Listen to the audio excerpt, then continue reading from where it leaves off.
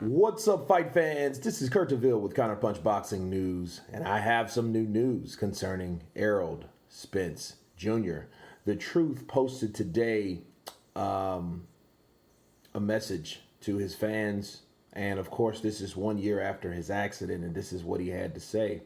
He said, "A year today, I don't know how or why I got saved, but thank God the thought of leaving my little girls and them growing up without me still fucks with me, but I'm triple blessed and must be here for a reason." Smiley face and good luck emoji, crossing your fingers emoji rather. And what I have to say about this, my counterpunch to Errol Spence is, he's absolutely right. I think that Errol Spence, when he initially got into that accident, I think everything happened so fast that it was just like, because wrecks happen quickly. When you're in a wreck, everything goes to shit quick. I mean, it really does. It's like one moment you're fine driving, and then the next moment you're not. And when he had that wreck, I don't honestly think that he took time to think about what he was saying, and you did see a very broad spectrum of emotions. At one moment he was like, "Hey, I'm a savage," that was like insensitive because,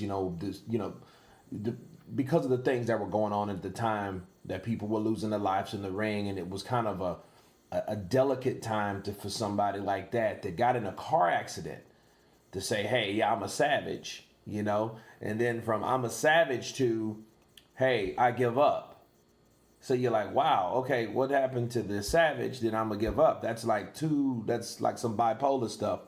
But I look at it now, I think Errol Spence, maybe he was on some type of medication, obviously, when he posted that, or, again, when you come to a near life or death experience, I think the first response was more like an ego pushed response, right? It was influenced off that. And then the second one was, the result of what actually happened, because as you can recall, he got a DWI and he couldn't go anywhere. And then I think he started becoming depressed.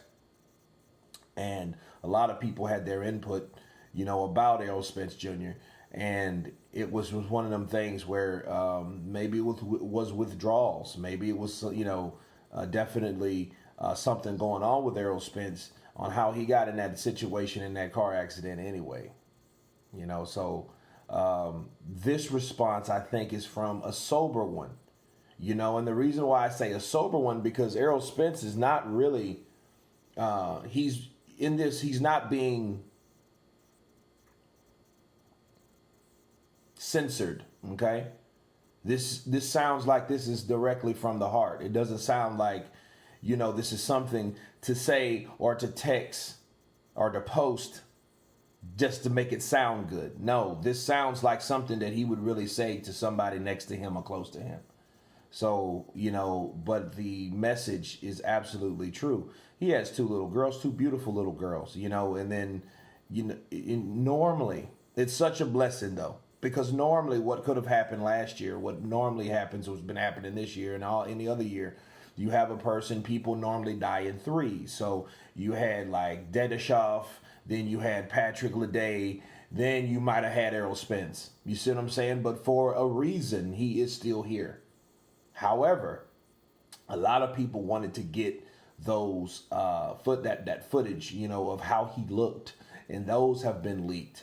Shout out to Fight Hype, and I will post them as you guys seen on the thumbnail. That's how his face looked right after. And we didn't get the opportunity to see that. We seen the cleaned up version of when they cleaned the scrapes up and all this, that, and the other. Okay, we didn't see this particular mattered, bloodied, and we still didn't see his teeth. Maybe if his mouth was open, you'd been like, you know what I mean? Because when you see stuff like that, it would have been like Kanye West getting into that accident years ago and you seen his face looking like a swole up bullfrog.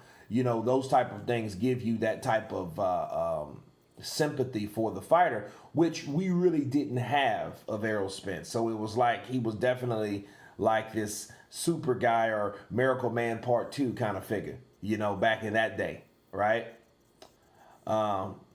Possibly with a drinking problem, possibly. But this is a good message that he sent out, and I think if for all bad things, good things do come, because if you can remember, Errol Spence said that he's more focused now.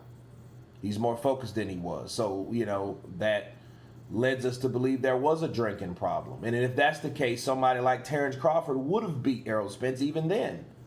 Why? Because he wasn't focused all the way, hanging out with the wrong type of crowd, hanging out with guys that like to drink, and make fools of themselves in public. Okay, go figure.